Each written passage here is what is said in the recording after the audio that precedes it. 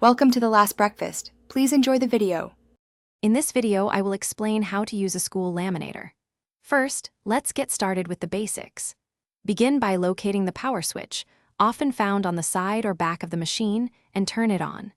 You'll need to allow the laminator to preheat for about 5 to 10 minutes until the ready light indicates it's at the correct temperature.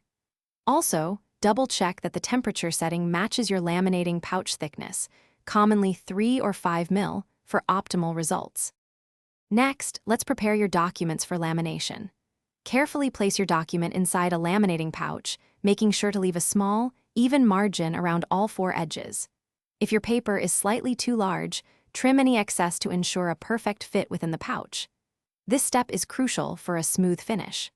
Finally, align your document precisely within the pouch to avoid any wrinkles, bubbles, or a crooked appearance once it's laminated. Now for the main event, laminating your project. Gently feed the sealed edge of your laminating pouch into the machine's entry slot.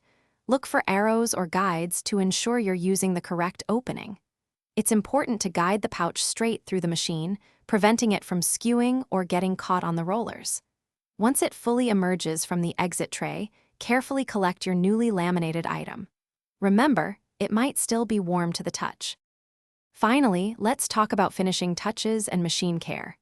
After lamination, allow your item to cool completely on a flat, clean surface for several minutes. This helps the adhesive set properly. Once cool, you can trim any excess plastic from the edges using scissors or a paper cutter for a neat, professional look. When you're done, remember to turn off the laminator. Once it's cooled down, gently clean any adhesive residue from the rollers with a soft cloth to keep the machine in top condition. Thanks for watching. If this was helpful, leave a like and consider subscribing. See you next time.